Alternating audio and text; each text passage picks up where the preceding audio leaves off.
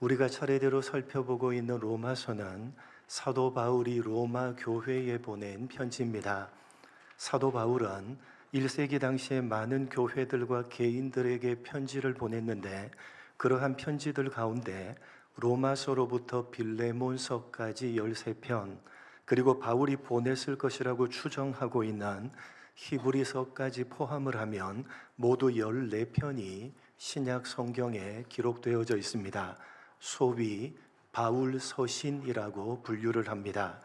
그런데 우리가 살펴보고 있는 이 로마서는 사도 바울이 보냈고, 신약 성경에 기록되어져 있는 다른 편지들과는 그 성격과 내용에 있어서 상당히 차이가 있습니다. 그리고 그러한 차이는 사도 바울과 로마 교회와의 관계 때문에 비롯된 것입니다. 신약 성경에 기록되어져 있는 소위 바울 서신들은 그 편지를 받아봤던 대상들이 직간접적으로 자신과 관련이 있는 대상들이었기 때문에 바울은 그들이 어떤 상황 가운데 있는지, 또한 그들이 어떤 신앙을 가지고 있는지를 너무나도 잘 알고 있었습니다. 그래서 바울은 각 교회의 상황과 각 교회가 가지고 있는 신앙에 교훈이 되는 내용을 적어서 편지로 보냈습니다. 그러나 로마 교회는 바울과는 전혀 관련이 없는 교회였습니다. 그가 직접 개척 설립한 교회도 아니었을 뿐만 아니라 다만 소문으로만 들었을 뿐이지 단 한 번도 방문을 한 적도, 신앙에 대해서 가르친 적도 없는 교회였습니다. 그런 전혀 모르는 교회에 편지를 보내는 것이기 때문에 이 로마서는 그 성격과 내용이 다른 서신들과는 상당히 다를 수밖에 없었습니다. 바울도 그리고 로마 교회도 서로에 대해서 단지 소문으로만 들었을 뿐이지 일면식조차 없었기 때문에 사도 바울은 상당히 조심스럽게 편지를 적을 수밖에 없었고, 특별히 로마 교회가 어떤 상황 가운데 있는지, 그들이 어떤 신앙을 가지고 있는지를 전혀 몰랐기 때문에 바울은 기독교 신앙의 전반에 대한 가장 중요한 내용들을 체계적으로 정리를 해서 편지에 적을 수밖에 없었던 것입니다. 이렇게 각 교회에 발생한 크고 작은 다양한 문제들에 대한 해결책을 그 주된 내용으로 하고 있는 다른 서신들과는 다르게 이 로마서는 기독교 신앙의 전반에 있어서 가장 중요한 내용들을 체계적으로 정리를 하고 있습니다.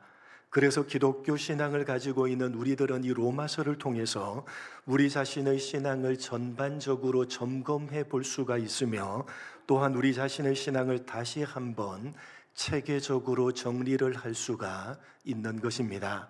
부디 바라기는 이 로마서를 차례대로 살펴보는 가운데 여러분이 가지고 있는 기독교 신앙을 전반적으로 되돌아보며 점검하시고, 또한 체계적으로 정리하면서 다시 한번 바르게 여러분의 신앙을 정립할 수 있었으면 좋겠습니다. 오늘 함께 살펴볼 본문의 말씀은 안부 인사에 이어서 바울이 로마 교회의 성도들에게 이 로마서라는 편지를 보내는 이유가 무엇 때문인지를 밝히고 있는 내용입니다. 사실 사도 바울은 여러 번에 걸쳐서 로마 교회를 직접 방문하려고 했습니다. 로마서 1장 13절입니다. 같이 읽겠습니다. 시작.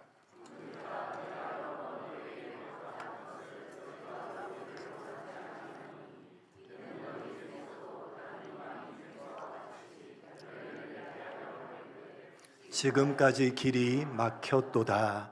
여러 번에 걸쳐서 로마 교회를 방문하려고 했지만 그때마다 번번이 피치 못할 사정이 생기면서 바울은 단 한 번도 로마 교회를 방문하지 못했고, 그래서 이렇게 편지를 보내고 있는 것입니다. 왜 그토록 방문을 하고 싶었고 이렇게 편지까지 보내고 있는 것이냐? 14절 15절입니다. 같이 읽겠습니다. 시작.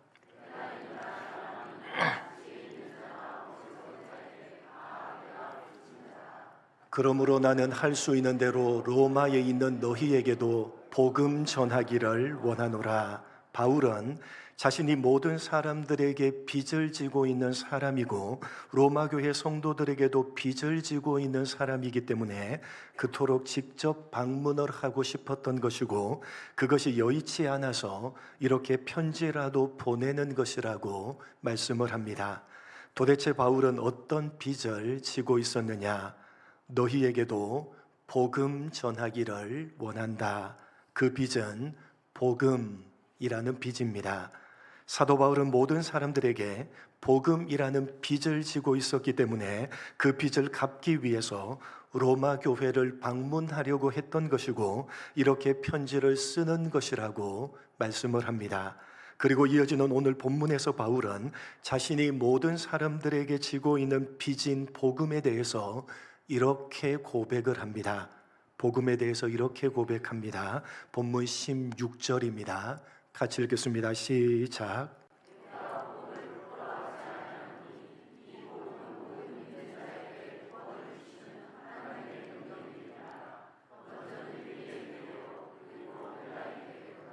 먼저 사도 바울은 자신이 모든 사람들에게 복음이라는 빚을 지고 있는데, 자신은 그 빚을 결코 부끄러워하지 않는다고 고백을 합니다.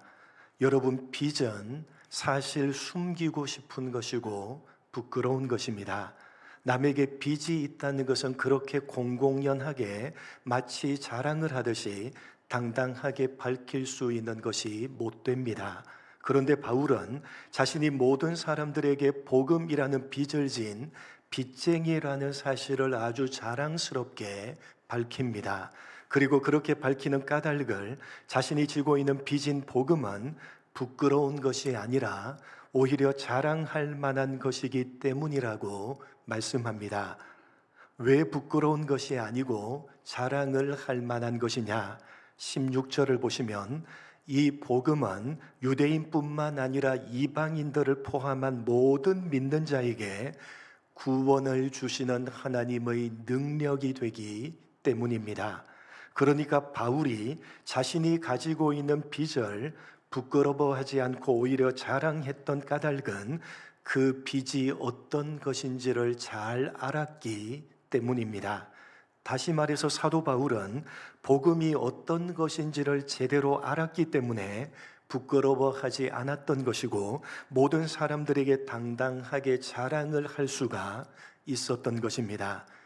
뒤집어서 말하면 복음이 어떤 것인지를 제대로 모르기 때문에 부끄러워하는 것이고, 제대로 모르기 때문에 자랑을 할 수가 없는 것입니다. 여러분은 복음을 부끄러워하고 계십니까? 아니면 자랑하고 계십니까? 여러분, 오늘 사도 바울이 말하고 있고 우리 모두가 가지고 있는 복음은 한마디로 하나님의 아들에 관한 것입니다. 로마서 1장 2절로 4절입니다. 한 절씩 교독합니다. 이 복음은 하나님이 선지자들을 통하여 그의 아들에 관하여 성경에 미리 약속하신 것이라.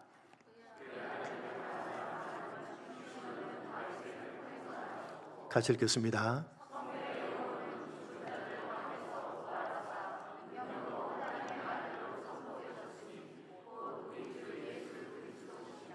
오늘 사도 바울이 말하고 있고 우리 모두가 가지고 있는 복음은 한마디로 하나님의 아들이신 예수님에 관한 것입니다.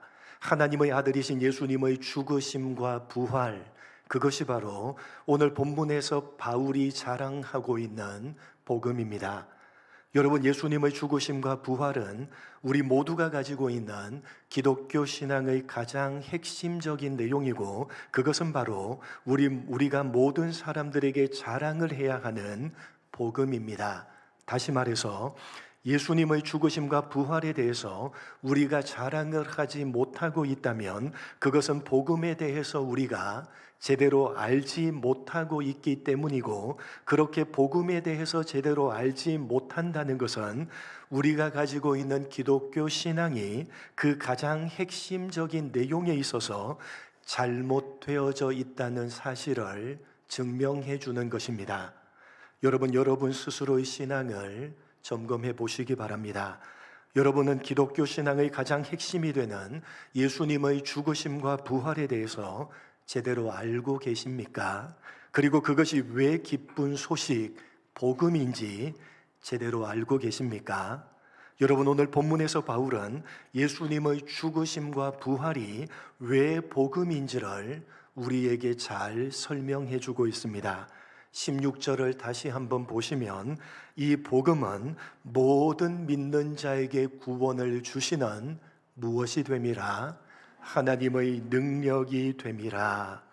여러분, 오늘 복음에 대해서 설명하고 있는 이 바울의 설명에서 여러분은 어떤 부분에 눈길이 가십니까? 16절 말씀 다시 한번 띄워 주십시오. 노란색으로 된 부분에서 여러분의 눈길은 어디로 가십니까? 하나님의 능력이라는 부분으로 여러분의 눈길이 가셔야 되는 것입니다. 복음, 예수님의 죽으심과 부활은 하나님의 능력입니다. 우리 자신의 능력이 아니라 하나님의 능력입니다. 그래서 복음입니다. 여러분, 우리가 예수님의 죽으심과 부활, 이 복음을 복음으로 제대로 이해하지 못하는 가장 중요한 이유는 복음에 대한 오늘 바울의 설명인 이 16절 말씀에서 하나님의 능력에 주목을 하지 않고 자꾸만 모든 믿는 자에게 라는 부분을 주목하기 때문입니다. 사도 바울은 복음은 하나님의 능력이다 라고 말하고 있는데, 우리는 복음은 우리가 믿어야 된다 라고 생각을 하는 것입니다.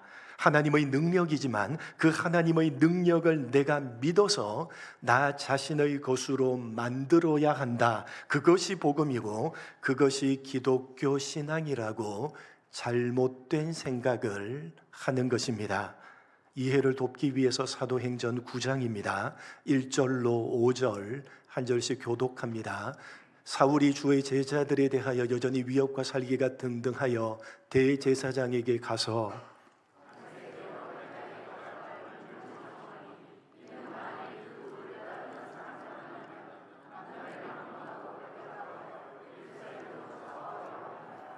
사울이 길을 가다가 다메섹에 가까이 이르더니 호련히 하늘로부터 빛이 그를 둘러 비추는지라.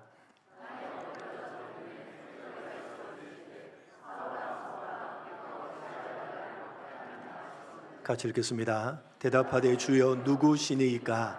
이르시되 나는 네가 박해하는 예수라. 사도 바울이 오늘 로마서 본문에서 복음은 하나님의 능력이다 라는 설명으로 말하고자 하는 바를 가장 잘 이해할 수 있는 내용입니다. 사도 바울 자신이 직접 몸소 경험했던 기쁜 소식, 복음입니다. 여러분, 바울은 예수님의 죽으심과 부활을 핵심으로 하는 복음, 기독교 신앙을 어떻게 자신의 것으로 받아들였습니까? 바울 자신이 예수님의 죽으심과 부활을 믿어서 자기의 것으로 받아들인 것이 결코 아니었습니다. 오히려 바울은 가장 앞장서서 복음을 반대했고 가장 심하게 복음을 거부했던 사람입니다. 그런데 그런 바울을 누가 찾아오십니까? 주님께서 찾아오십니다. 언제 찾아오십니까?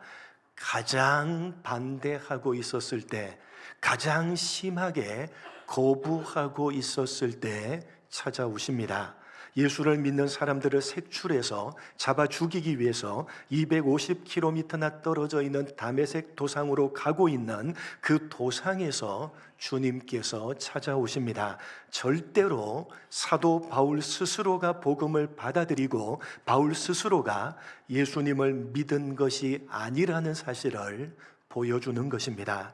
심지어 주님께서 그렇게 찾아오셨음에도 바울은 도대체 누구십니까? 라고 물었을 정도로 바울은 예수님이 누구신지를 전혀 몰랐고 믿을 생각조차 하지 않았습니다.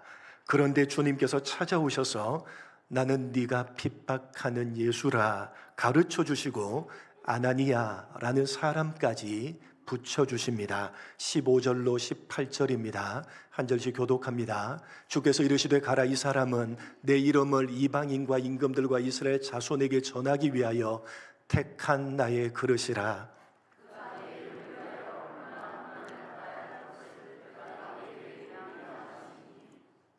아나니아가 떠나 그 집에 들어가서 그에게 안수하여 이르되, 형제 사울아, 곧 내가 오는 길에서 나타나셨던 예수께서 나를 보내어 너를 다시 보게 하시고 성령으로 충만케 하신다 하니,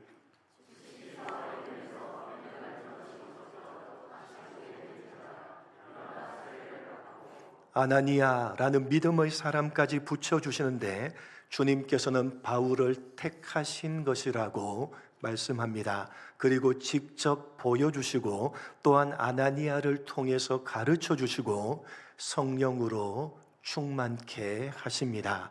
바울 스스로 한 것은 아무것도 없습니다. 그는 다만 반대했고 거부했을 뿐입니다. 그런 바울을 찾아가신 분도 하나님이시고 예수님에 대해서 가르쳐 주신 분도 하나님이시고 성령으로 충만케 하신 분도 하나님이셨습니다. 그래서 바울은 기쁜 소식, 복음이라고 하면서 그 복음은 하나님의 능력이라고 로마 교회 성도들에게 말씀하고 있는 것입니다. 여러분, 우리가 가지고 있는 기독교 신앙의 핵심은 복음이며 그 복음은 우리를 구원하시는 하나님의 능력이요, 하나님의 방법이요, 하나님의 열심이요, 하나님의 손길입니다. 이것을 놓쳐버리게 되면 신앙의 핵심을 놓쳐버리는 것이고, 그렇게 되면 우리가 가지고 있는 신앙은 기독교 신앙이 아닌 것이 되어버리고 마는 것입니다. 여러분, 기독교 신앙의 핵심은 복음입니다. 하나님의 능력, 하나님의 방법, 하나님의 열심, 하나님의 손길입니다. 우리에게 무언가를 하라고 요구를 하는 것이 아니라 하나님께서 우리를 위해서 모든 것을 하셨다는 것입니다. 심지어는 아들까지 죽이셨다는 것입니다. 아들까지 죽이셨다는 것은 이제 더 이상 하실 수 있는 것이 없을 정도로 할 수 있는 그 모든 것들을 다 하셨다는 것입니다. 그렇게 아들을 죽이기까지 하시면서 우리를 위해서 할 수 있는 그 모든 것들을 다 하셔서 우리를 구원하시는 하나님의 능력이요, 하나님의 방법이요, 하나님의 의지요, 하나님의 손길이요, 하나님의 열심입니다. 이 땅을 살아가고 있는 우리의 모든 삶은 그렇게 우리를 구원하시기 위해서 하나님께서 당신의 능력과 손길과 열심으로 인도하시는 결과입니다.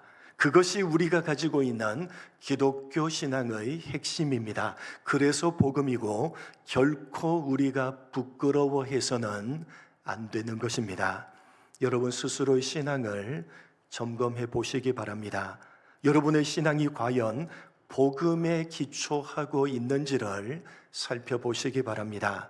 여러분은 여러분 자신의 능력과 여러분 자신의 의지와 여러분의 방법과 여러분 자신의 열심에 기초해서 하나님으로부터 여러분이 원하는 그 무언가를 받아내기 위해서 신앙생활을 하고 계십니까? 아니면 아들까지 죽이시면서 우리를 구원하시기 위해서 할 수 있는 그 모든 것들을 다 하시는 하나님의 능력, 하나님의 손길, 하나님의 의지, 하나님의 열심에 기초해서 신앙생활을 하고 계십니까? 스스로의 신앙을 점검해 보셔야 되는 것입니다. 이제 설교를 마무리해야 되는 시간인데 오늘 설교는 제대로 이해를 하시는 분이 그리 많지 않으신 것 같습니다. 사실 우리 신앙에 있어서 너무나도 중요한 문제이기 때문에 제가 예를 들어서 이 내용을 풀어서 한번 설명을 하고 설교를 마무리하도록 하겠습니다. 여러분, 하나님과 신자된 우리와의 관계는 부모와 자녀와의 관계로 설명을 하면 가장 이해하기가 쉬우리라 생각이 됩니다.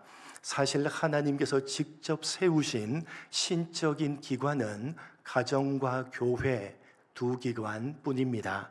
하나님께서는 가장 먼저 아담과 하와를 남편과 아내, 부부로 짝지어 주심으로 가정을 이루게 하셨습니다. 그리고 이러한 가정이 확대가 되어서 한 분 하나님을 아버지라 부르는 예수를 믿는 사람들이 모여있는 교회 공동체를 이루게 하셨습니다. 그런 의미에서 가정은 교회를 이루는 가장 기본적인 단위로 하나님께서는 가정을 통해서 하나님과 성도와의 관계, 성도와 성도와의 관계가 어떠해야 하는지를 실제적이고 체험적으로 배우며 알아가게 하셨습니다. 그래서 하나님께서는 당신의 형상대로, 다시 말해서 하나님을 닮게 사람을 만드신 것이고, 그 사람으로 하여금 가정을 이루게 하셔서 자신을 닮은 자녀를 낳게 하신 것입니다. 그렇기 때문에 교회 공동체를 이루고 있는 성도된 우리는 하나님과 우리와의 관계를 가정에서, 부모와 자녀와의 관계를 통해서, 또한 성도와 성도와의 관계를 가정에서 형제 관계를 통해서 실제적이고 체험적으로 배우며 알아갈 수가 있는 것입니다. 여러분, 부모와 자녀의 관계에서 한번 생각을 해보시기 바랍니다. 어떤 부모에게 2명의 자녀가 있습니다. A라는 자녀는 부모가 가지고 있는 재산을 자신의 것으로 받아내기 위해서 부모가 원하고 기뻐하는 일을 열심히 행합니다. 반면에 B라는 자녀는 자신을 태어나게 해주셨고 부모가 모든 것을 희생해서 지금까지 자기를 키워주셨고, 지금도 부모가 바라고 있는 단 한 가지 소원은 자식 잘 되는 것밖에 없다는 사실을 알기 때문에 무슨 대가를 바라고 무슨 보상을 바라고 하는 것이 아니라 너무나 감사해서 그 부모를 기쁘시게 하기 위해서 부모가 원하고 기뻐하는 일을 열심히 행합니다. 여러분, 이 2사람 가운데 누가 진짜입니까? 누가 진짜입니까? 부모가 원하고 기뻐하는 일을 2사람이 똑같이 열심히 하고 있지만 누가 진짜입니까? B가 진짜이지 않습니까? 바로 오늘 본문은 그런 내용의 말씀입니다. 여러분은 A와 같은 신앙이십니까? 아니면 B와 같은 신앙이십니까? 오늘 바울은 B와 같은 신앙이 복음을 부끄러워하지 않는 복음에 기초한 올바른 기독교 신앙이라고 말하고 있는 것입니다. 여러분, 여러분이 가지고 있는 신앙은 여러분을 구원하기 위해서 아들까지 죽이신 하나님의 능력이요, 하나님의 의지요, 하나님의 열심인 복음에 기초하고 있는 신앙이십니까? 아니면 여러분 자신에게 기초하고 있는 신앙이십니까? 여러분의 신앙은 아직도 하나님의 호주머니에 든 것만을 탐내고 있는 철부지 신앙은 아니십니까? 열심히 신앙생활을 하고 있는데 왜 아무런 보상도 주어지지 않는 것이냐고 마음에 불평과 원망이 생기고, 그런 불평과 원망 때문에 신앙생활을 열심히 차갑게 식어져 버린 것은 아니십니까? 스스로의 신앙을 점검해 보셔야 되는 것입니다. 여러분, 참된 부모는 자식이 원한다고 해서 그 원하는 모든 것을 다 허락하지 않는 법입니다. 참된 부모는 자식이 원하는 그 모든 것들을 다 주지 않는 법입니다. 그렇게 하면 자식을 망치는 줄을 너무나도 잘 알기 때문입니다. 부모는 자식이 원하는 것이 아니라 언제나 자식을 위하는 것을 주는 법입니다. 여러분, 부모는 자식이 원하는 것이 아니라 자식을 위하는 것을 언제나 주는 법입니다. 그리고 언제나 자식이 원하는 그것보다는 자식을 위하는 것이 자식에게 훨씬 더 좋은 법입니다.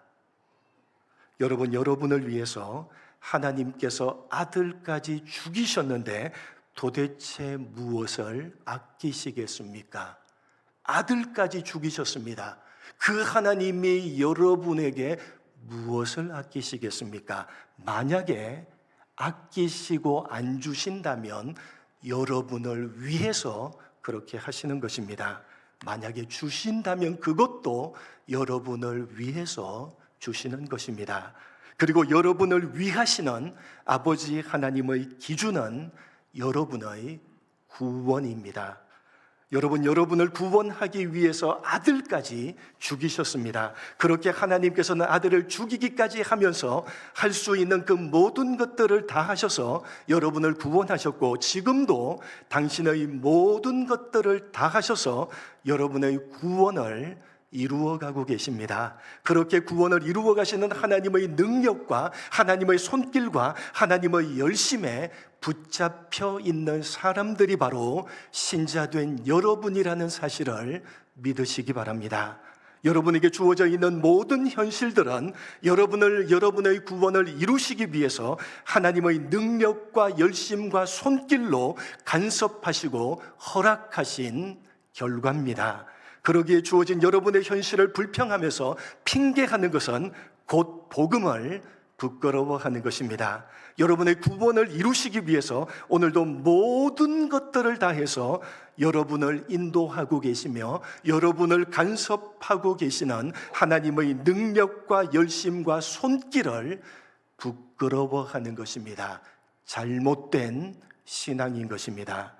여러분의 삶에서 일어나는 그 어떤 일이라 할지라도 부끄러워하지 마시고, 그 모든 일들은 여러분의 구원을 이루기 위해서 오늘도 간섭하시고 허락하시는 하나님의 능력이요, 하나님의 열심이요, 하나님의 손길임을 당당하게 고백하시고, 그 모든 현실들, 그것이 어떠한 현실들이지 간에 그 모든 현실들을 믿음으로 살아내시는, 복음에 기초한 올바른 기독교 신앙을 소유하시는 여러분 모두가 되시기를 주님의 이름으로 간절히 축복합니다. 하나님 아버지, 오늘 바울이 말하고 있는 복음에 기초한, 복음을 부끄러워하지 않는 신앙이 어떤 신앙인지를 바르게 깨달아 알게 하여 주옵소서. 아직도 우리는 하나님의 호주머니에 든 것만을 탐내고 있는 철부지 신앙은 아닌지요. 하나님 아버지, 모든 것들을 다 하셔서 우리를 구원하셨고, 지금도 모든 것들을 다 하셔서 우리의 구원을 이루어가고 계시는 하나님이심을 믿을 수 있는 우리가 될 수 있도록 복을 내려 주옵소서. 모든 것들을 다 하셔서 오늘도 우리의 구원을 이루시기 위해서 간섭하시고 인도하시는 하나님의 열심과 능력과 손길을 믿으며, 그 어떤 현실이 우리에게 주어진다 하더라도 하나님이 허락하시는 현실이기에 그 모든 현실들을 믿음으로 살아내는 우리 모두가 될 수 있도록 인도하여 주옵소서. 감사드리오며 예수님의 이름으로 기도드립니다. 아멘.